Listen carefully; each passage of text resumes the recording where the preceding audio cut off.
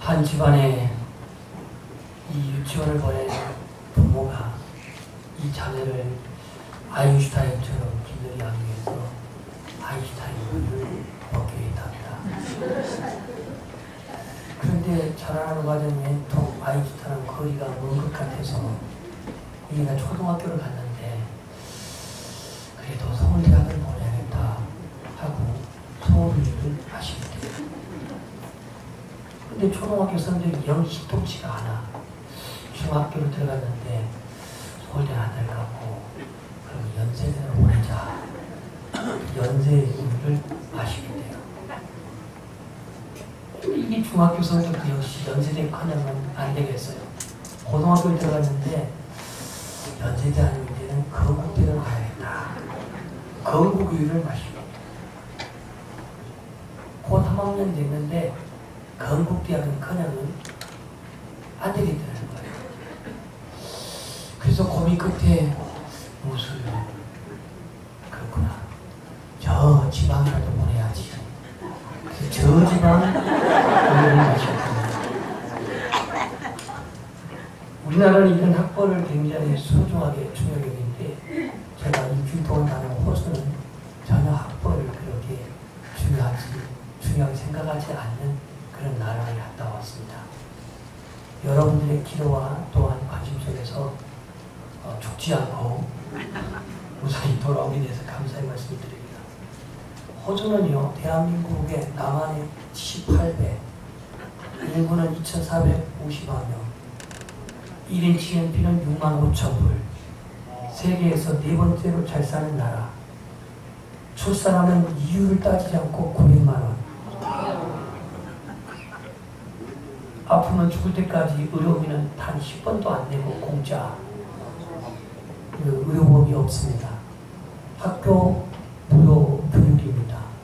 물론 자국인에 한해서 거기 시민권에 있는 사람들에 대해서. 그리고 최저시급이 15,000원.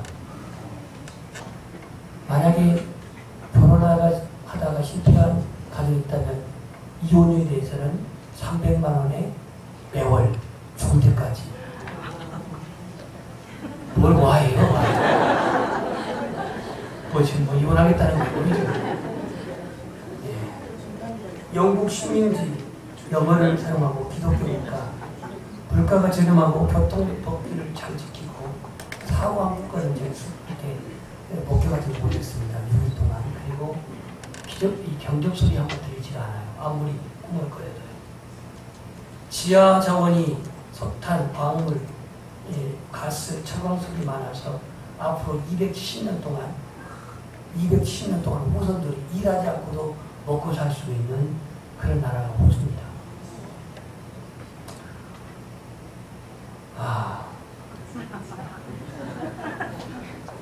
잘 사는 것, 다시 말해서 경제적으로 잘 사는 것이 행복의 조건은 될 수 있어도 행복의 결과는 될 수가 없습니다. 왜냐하면 그렇게 잘 살아도, 그렇게 질서정연에 살아도 그들은 하나님을 찾지 않고 있고 하나님을 믿지 않고 있다는 겁니다. 기독교 나라지만 주일이면 다 놀러 다니고 여행 다니고 그렇게 교회에 출석하는 사람들이 많지가 않습니다. 기독교 나라이지만 말입니다. 사람은 무엇을 꿈꾸고 사느냐에 따라서 삶의 배우가 사람의 삶의 질이 달라지는데요. 위대한 역사적인 인물들은 모두가 다 꿈을 가지고 전진하는 사람들이었습니다. 링컨은 자유와 평등의 삶을 누릴 수 있는 권리가 백인이든 흑인이든 다 동일하게 있다라고 생각을 했습니다. 그래서 그는 흑인 너희들의 해방을 위해서 애를 썼습니다. 그리고 존 F 케네디라는 대통령은 세계적인 안녕과 질서를 유지하기 위해서 평화로운 세계의 꿈을 꾸었습니다. 그래서 그는 강력한 힘이 평화를 유지한다라고 생각을 했던 사람 중에 한 사람이 존 F 케네디입니다. 팩스 아메리카. 나폴레옹도 유럽이 당시에 전쟁과 진정으로 서로가 계속 일어날 때에 좀 전쟁이 없는 통일 유럽을 만들어 보자고 그렇게 꿈을 꾸고 자유와 평등, 우애와 정의를 실현하고자 그렇게 그는 유럽을 정복하려고 했었던 사람 중에 하나였습니다. 오늘 이 본문 예레미야 8장 18절에 이 예레미야가 활동한 시대는 유다의 15대 왕인 요시야 왕 때입니다. 요시야. 이 요시야 왕이 일어나서 8살에 그가 왕이 올라왔는데 얼마나 지금 똑똑한 왕인지 자기 조상들 아버지 요담인가요? 그 아버지 왕의 그 모든 우상들을 다 부시고 그는 대대적인 대역을 일으킵니다. 그래서 이 유다가 이제 든든하게 나라가 세워져 가는 그러한 때에 일말의 기대를 가졌던 예레미야였지만 그러나 어느 날 이 요시아가 그 애굽의 군대인 바로도고 그 왕을 맞이해서 무기토에서 전사를 하게 됩니다. 이 하나님의 왕인 요시아가 죽으면서 유다는 급속도로 다시 정치적, 종교적, 사회적 소용돌이에 휘말리게 됩니다. 정치가들은 북론과 남론, 다시 말해서 아수르와 이 애국, 이 대국의 틈바구니 끼어가지고 반절은 아수르파, 반절은 남쪽의 애국파 이래가지고 서로 우리나라 조선시대 당파 싸움 하듯이 그렇게 정치적인 대립이 있었고 요시아 같은 죄송합니다. 이 요시아였던 왕 이후에 여러 가지 왕들이 악하게 등장함에 따라서 선지자들이 여러 가지 박해를 받고 그리고 또 시련을 당하고 이 틈에 거짓 선지자들이 대우를 받는 이런 상황이 유다에 처한 상황이었습니다.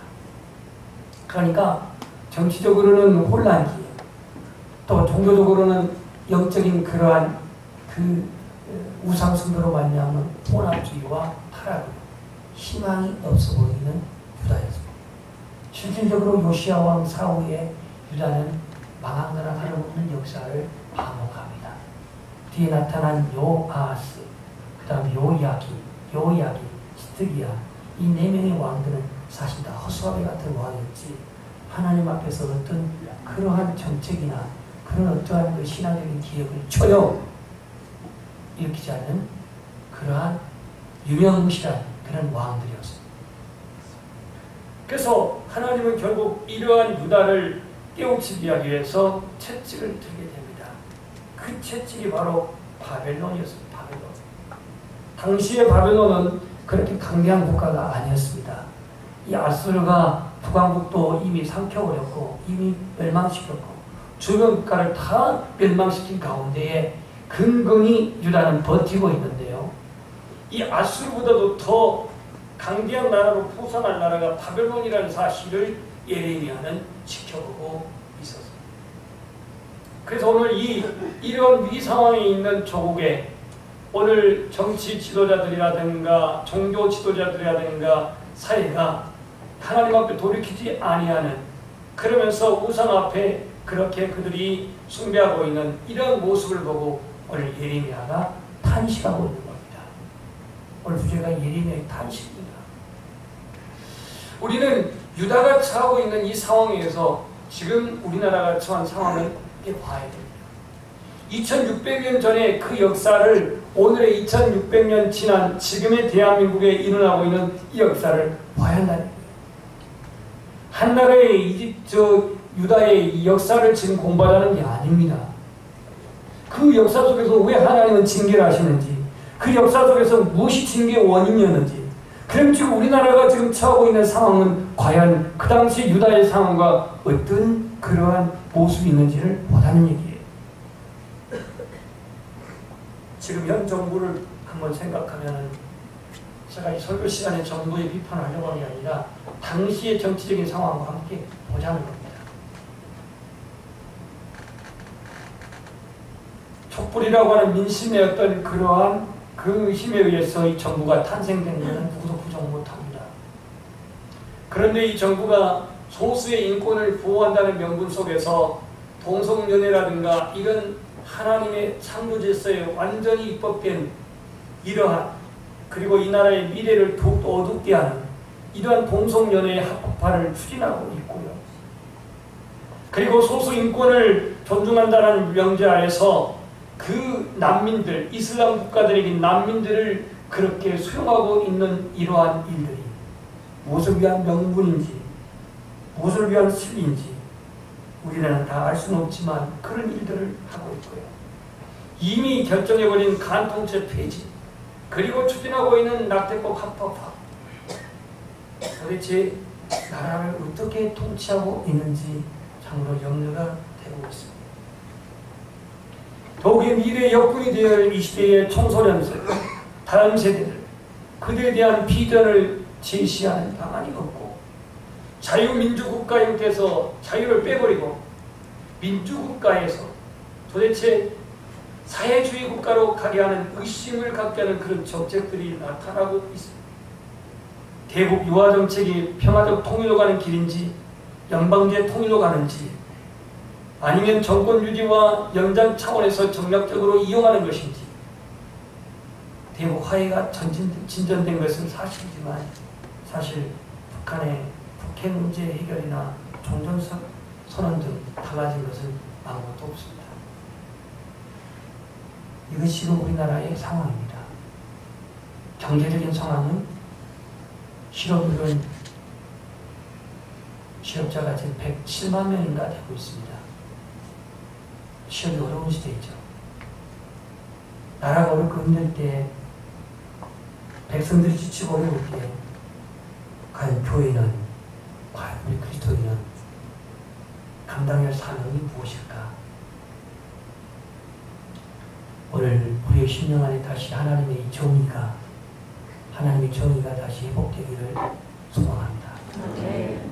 다시 말해서 하나님 앞에서 우리 진실과 정직함을 회복하자는 말입니다. 하지만 교회는 그럴 힘이 없다고 말합니다. 대형 교회 안에 일어난 여러 가지 그러한 은혜롭지 못한 일들이 또 이것을 우리에게 무거운 짐으로 지워지고 있습니다. 오늘 이제 다시 저와 여러분이 하나님 앞에서 겸손하게 무릎을 꿇을 수 있기를 소망합니다. 하나님이 예레미야에게 예루살렘에서 의인 한 명을 찾는다면 내가 예루살렘을 멸망시키지 않겠다라고 말하고 있습니다. 오늘 우리는 이 나라의 위기를 감지하고 깨어있는 파수꾼이 되기를 소망합니다.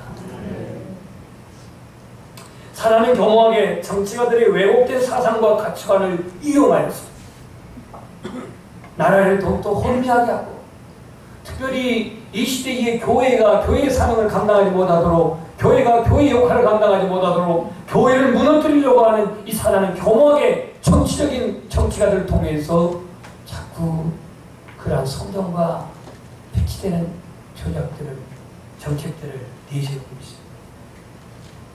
창조적인 질서를 무너뜨리고 성경적인 가치관을 혼합시키는 오늘의 이 정책들이 얼마나 난무한지 모릅니다. 인간의 인권이 하나님의 말씀보다도 더 우위에 두는, 하나님의 말씀보다도 인간의 인권을 더 우위에 두는 이런 발상은 전부 다 사단의 전략입니다. 북왕국은 아수르에 의해서 멸망을 당했고 남왕조는 바벨론에 의해서 멸망을 당했지만, 사실 아수르의 강대국의 힘에, 바벨론의 강대국의 전략에 의해서 나은 게 아니라 그들이 망한 것은 죄 때문입니다. 우상숭배의 죄, 선지자들의, 거짓된 선지자들의 그러한 제사장들의 형식적인 그 예배, 이런 관료주의들, 부자들, 그런 정치 지도자들의 그런 부정한 불의, 사업가들은 그 저울의 눈을 속이고, 법관들은 그 가진 자들의 뇌물을 받고 그때 판결을 했던 이러한 죄 때문에 망한 거지, 아수르, 바벨론, 하나님은 택한 나라를 지킬 때에 아수르, 바벨론은 얼마든지 그들을 죽일 수 있었고 구원할 수가 있었습니다. 그러나 그들의 죄 때문에 그들은 망한 거예요. 오늘 이 대한민국이라는 나라가 이렇게 세워지기까지, 세계적인 선교를 사명을 감당하기까지는 하나님의 특별한 축복인 줄 믿습니다. 이 하나님의 축복 속에서 선교사들이 들어왔고 순교했고 또한 6.25와 일제치하에서 많은 믿음의 선생들의 믿음을 지키면서 신앙의 그 순교의 길을 가면서 이 땅에 순교자의 피로 말미암아 이 나라가 이만큼 세워졌는데 얼마나 사단이 아주 간악하게 역사하고 있는지. 그리고 오늘 선생은 이렇게 선포하고 있습니다. 1절을 읽어봅시다. 시작.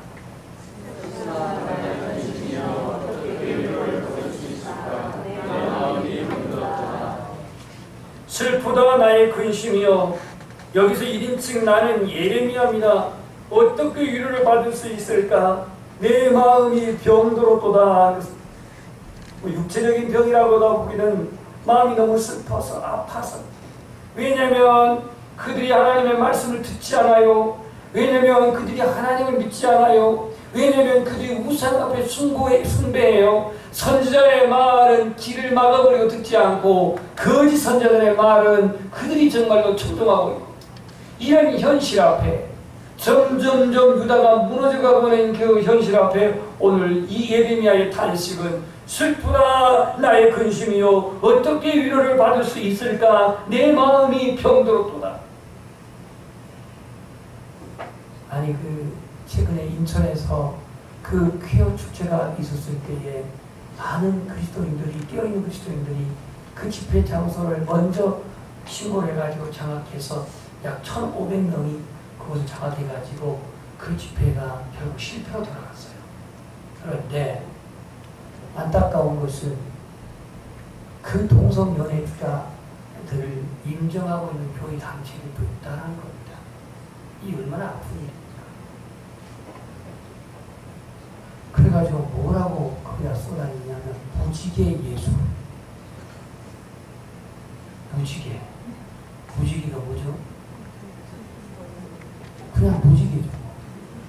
7색깔 무지개. 하나님이 물로 심판하지 않겠다고는 언약의 상징의 무지개를 그든 동성연애들은 왜 그렇게 주장하는지, 색깔은 달라도 하나다라고 하는 주장이 있는지. 그런데 그런 7가지 빨주부터 파란과 7가지 색깔이 다 하나다, 빛은 달라도 하나다라고 하는 생각인지. 그런데 거기다 무지개 예수, 무슨 뜻인지 그렇게 이 현수막을 들고 다닙니다. 이러한 상황을 본 예레미야 슬프지 않겠습니까? 근심하지 않겠습니까? 자, 그래서 하나님은 징계 채찍을 때리는데 여기에 반응한 이스라엘 백성들 19절을 한번 읽어봅시다. 시작.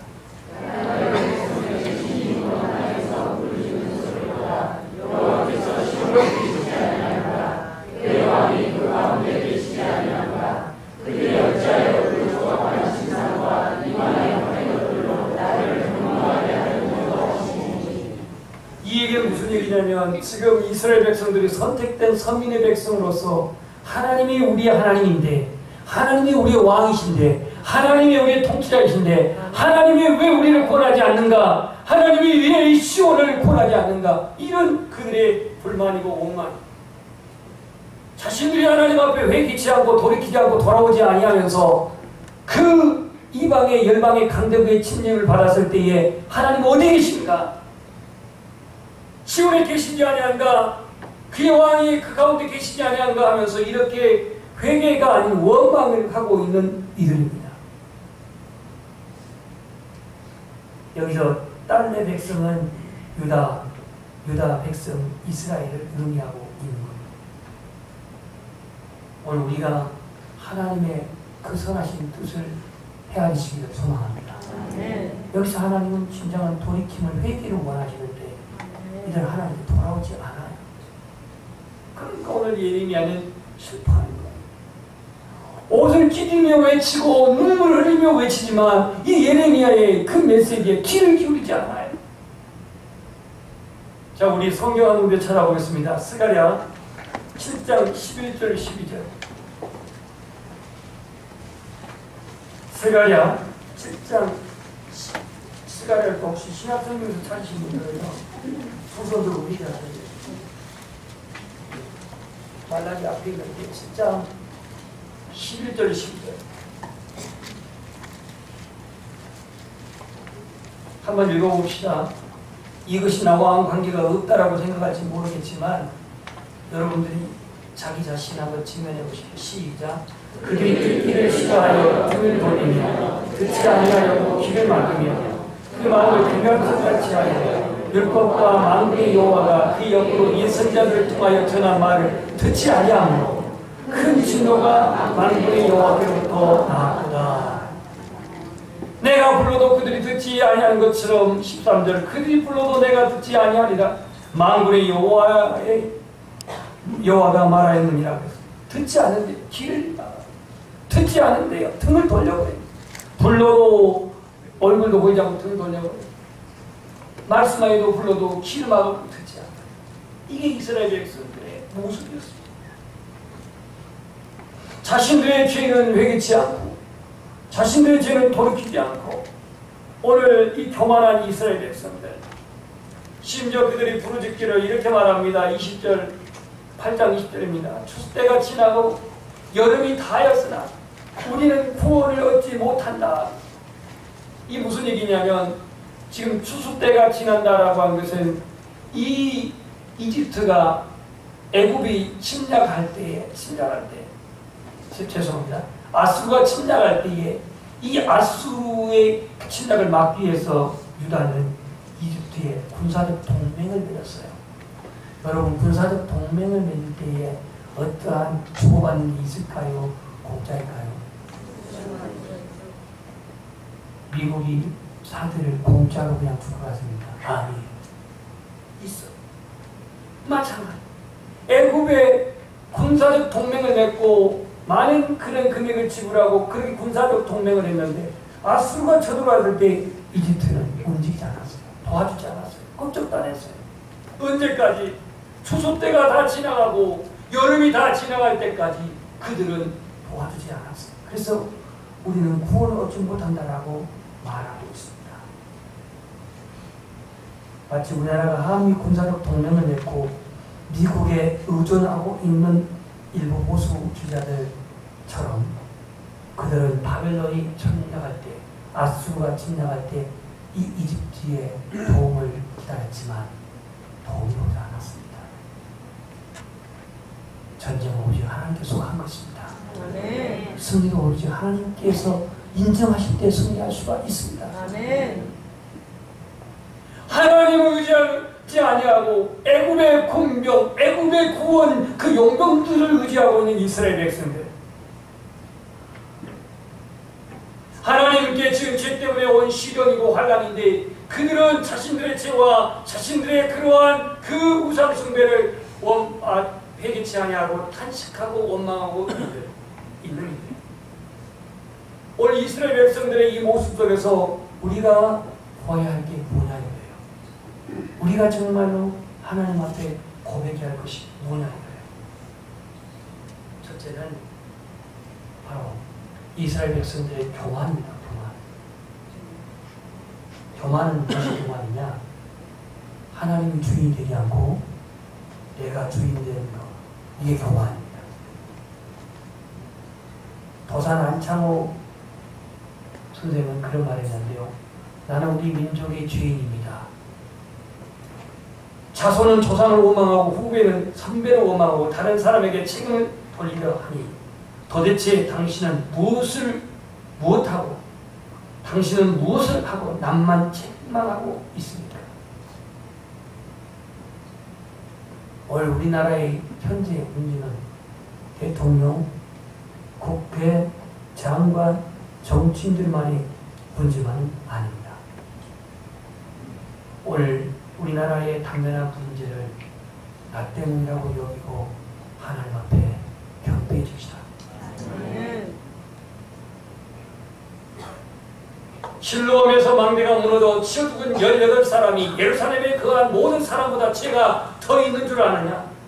너희에게 이르노니 아니라 너희도 만일 회개하지 아니하면 이와 같이 망하리라. 망하리라. 누가복음 13장 14절부터 5절. 실로암은 예루살렘에 있습니다.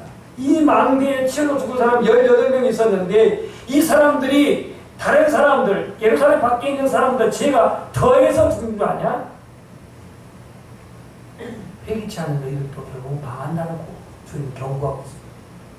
다른 사람만 생각하지 말고, 다른 사람의 실수만 생각하지 말고, 오늘 내 자신이 하나님 앞에 고백해야 할 것은 무엇일까? 하나님 앞에 내 자신이 버리게 할 것은 무엇일까?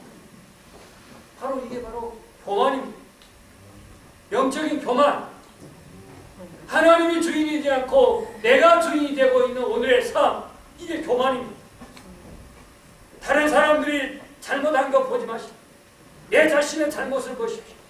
오늘날에 우리 그리스도인들이 영적인 불감증에 걸린 사람들, 이 영적인 불감증에 걸린 사람들에게 주신 경고의 말씀입니다. 오늘 우리가 하나님 앞에 고백해야 할 첫 번째 죄는 교만, 두 번째 불신, 귀를 막고 듣지 아니하고 불러도 얼굴을 돌려 등을 돌려버리는 사람. 이게 유다 백성들의 모습이라면 오늘 현대 그리스도인들은 과연 어떤가? 하나님을 두려워할 줄 아는가? 하나님을 무서워할 줄 아는가? 아니요. 하나님을 두려워할 줄 몰라요. 애굽의 바로가 그랬듯이 애굽의 바로가 하나님을 두려워하지 아니했던 것처럼 예루살렘의 헤롯 대왕이 12살 아래 아이들을 모두 죽여버렸던 그러한 그 행태는 하나님을 전혀 두려워하지 않는 자의 모습이었습니다. 그런 징계를 받고 그런 심판을 받았음에도 불구하고 두려워할 줄 몰랐던 바로 헤롯 대왕 그리고 유다의 백성, 하나님의 사랑만을 그들은 믿어서일까? 하나님의 공의를 그들은 부정해서 그랬을까? 하나님의 사랑을 믿지 않으니까, 하나님의 사랑을 온전히 신뢰하지 않으니까 구원의 확신도 없고, 하나님의 거룩하심을 믿지 않으니까 거룩함의 필요성을 갖지 않는 오늘의 이 시대, 하나님의 공의를 믿지 않으니까 하나님의 심판 또한 의식이 없는 시대. 오늘 우리 안에 이 불신이 온전히 사라지기를 소망합니다. 아멘. 하나님의 불신. 아멘. 세 번째로는 거짓인데요. 이 이스라엘 유다 백성들이 얼마나 거짓되었던지 참 선지자의 말을 듣지 않고 거짓 선지자의 말에 귀를 기울이고 있는 그 시대였습니다. 거짓의 원조는 사단입니다. 사단은 처음부터 거짓말하는 자요, 속이는 자라고 했습니다. 공산주의는 언제나 율론적 사고를 가진 자들로서 사단의 추종자들이 당의 이익을 위해 거짓을 수단으로 여기는 이 공산주의, 이들과 비슷한 놈들이 이단들입니다. 아주 거짓을 완전히 자기들의 수단으로 이용하고 있죠. 예레미야 당시 유다 사회는 거짓 선자들이 즐비해 있고, 관료들도 자신의 이익을 위해서 초우를 속였고, 재판자들은 뇌물을 받고 그때 판결을 했던 시대였습니다. 제사장들은 자신의 사익을 위해서 제사를 집리하는 그런 종교 지도자들이었습니다.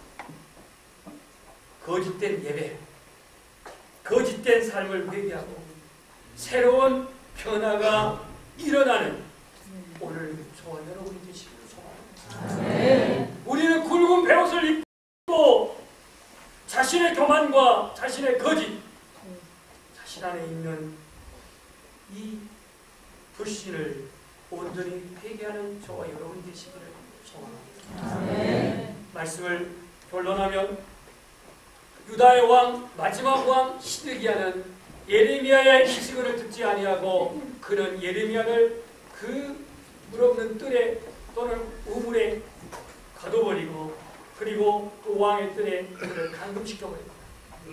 하나님의 말씀을 원천적으로 듣지 않고자 공세를 해버린 거죠. 그 결과 시드기야는 눈이 뽑히고 왕자들은 다 죽임을 당하고 쇠사슬을 묶여서 끌려 바벨론으로 가고 고종 황제 때의 후궁이었던 민비는 머리가 아주 비상했습니다. 아마 고종 황제보다 더 비상했던 것 같아요. 그래서 이 민비는 여러 가지 그러한 정치에 관여를 하게 되는데 무엇보다도 똑똑한 그 무력, 무당, 똑똑한 여자 무당을 데리고 당시 국정을 좌우 흔들었던 여인이 민비도 있습니다.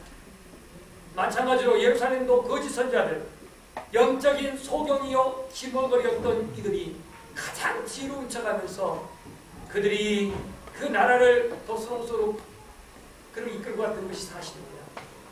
백성들은 거짓 선지자들의 영적인 그 거짓에 그들은 키가 어두웠고, 그리고 그들의 신앙이 그들은 정로를 이탈하고 있었던 것입니다. 예레미야는 이런 정세를 잊지 못한 유다 정치 지도자들에게 이러한 메시지를 전합니다. 결론입니다.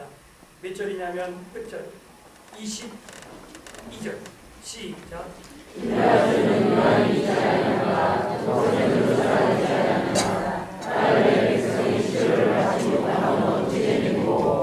길르앗에서는 유향이 있지 아니한가? 그곳에는 의사가 있지 아니한가?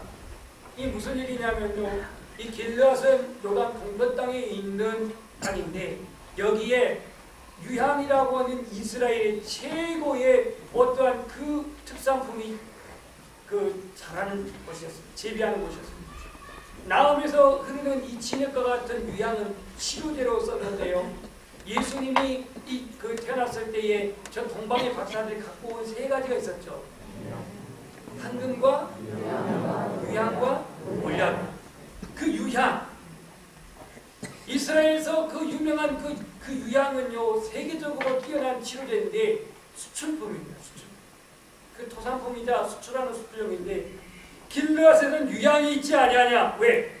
유다가 지금 병들었는데 이 병을 치료할 수 있는 치료제가 유향이었습니다.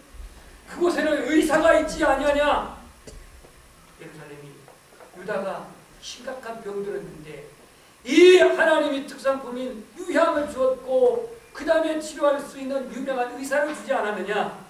물론 이거는 상징적인 말. 오늘 이 유향은 뭐냐면 바로 복음입니다.